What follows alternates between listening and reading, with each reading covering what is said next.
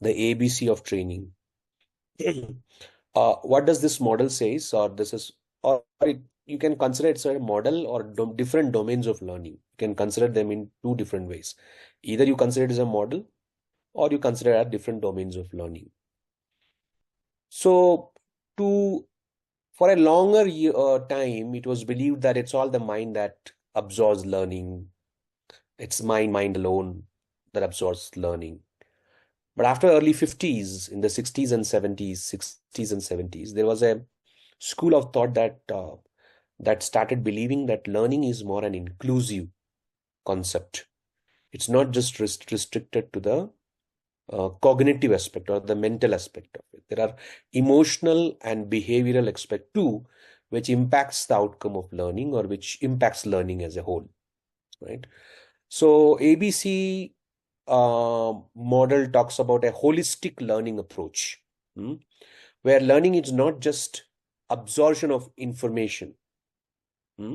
So Bloom's taxonomy is basically cognitive, comes under cognitive domain, that talks about mind recalling, mind understanding, mind applying, mind analyzing, mind synthesizing, and mind creating. It's all related to cognitive aspect, Bloom's taxonomy. But there's a school of thought that also believes it's not just learning is not just related, it's an inclusive one. So there is emotions involved in learning.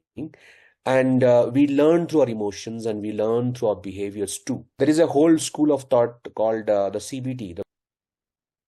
So before I talk about ABC model, let me talk about a bit of CBT. Let me use these three words. It is often said that thoughts create emotions, and emotions trigger actions. So thought is the cognitive aspect, emotion is the affective, and action is the behavior. Thoughts creates emotions and emotions create actions. So thoughts, emotion, action. Why do we want to learn about this? This is how do we integrate this into a training? We need to introduce a certain thoughts. I mean, if you're to achieve a certain desired actions. So essentially in a training, we take care of the cognitive part of it by introducing or triggering certain thoughts. Let me give an example here. So here is an example of an individual buying a car. Now his behavior of buying a car, he buys a car.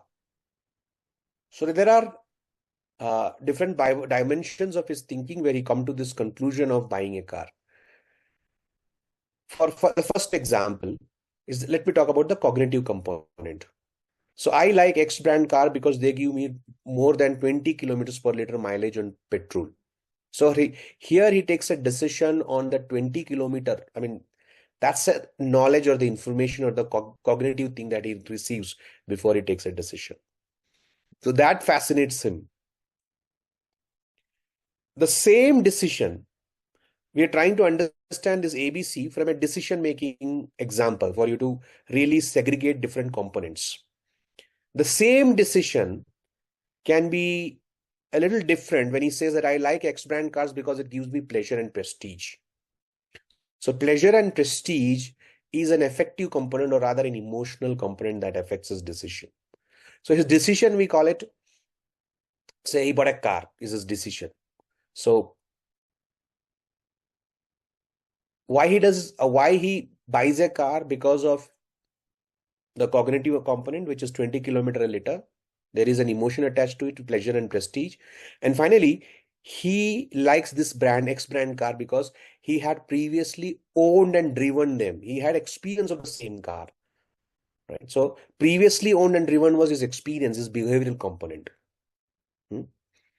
So how does this work in a training? When you write your training flow, you can begin with one of this, either A or B or C. For example,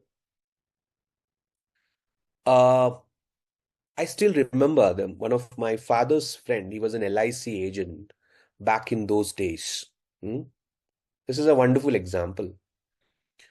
And I observed him how he uses stories to push his sales, or stories to to inspire people to buy into his products, buy in his products. He would come and speak about some XYZ who met with an accident, and how he struggled, how his family struggled after his death.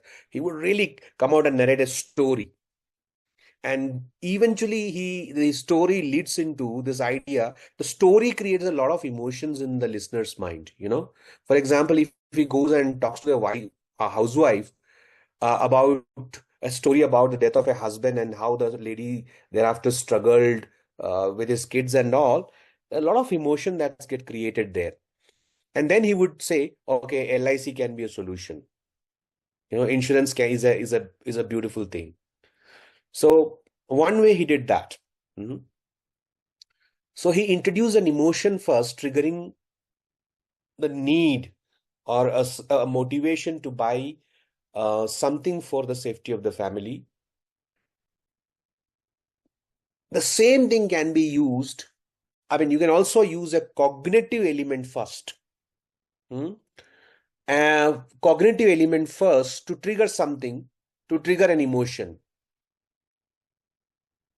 Like, there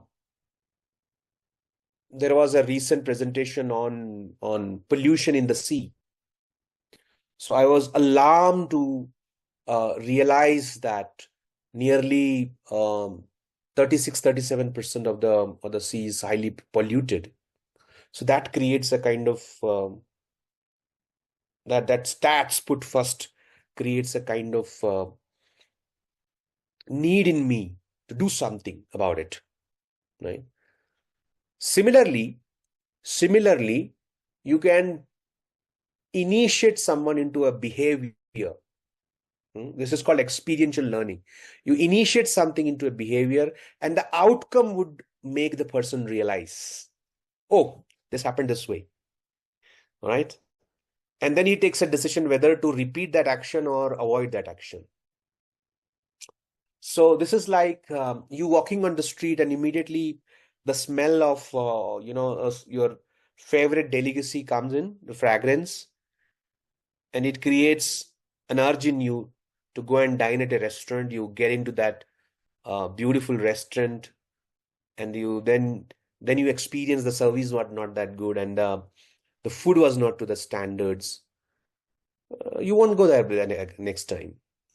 But if it's other way, you definitely go, and you keep going there, and then you become the brand ambassador of that restaurant, saying it to everyone that you should go there. Hmm. So how a small little uh, experience of sensing the fragrance or sensing the aroma of that food really pulled into that urge, desire in you to go out to a restaurant and experience it, and then come with a consequence. Similarly, you can think of introducing these experiences in your training programs. So this is what something that we call creating learning experiences, or learning experience is so important. So when you write your training flow, think of ABC. When you write a training program, you can introduce a cognitive component, sensitizing the learner, creating an emotion in him, and then eventually taking an action. Or you can be a magician, like showing a magic, you know. I'm just giving an example. And then making people wonder how did this happen, so that they get instigated to, or there's an aha moment that they, oh, wow, we also want to do this. So ABC, and these are this slides specifically talks about what this content could be. Hmm? Either your activity should evoke an emotion leading to an action and then results, or it should give them a cognitive stimuli for them to think and do something.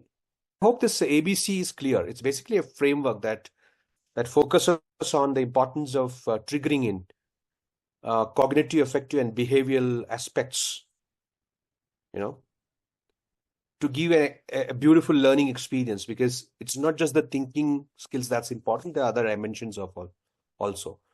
So there are three different dimensions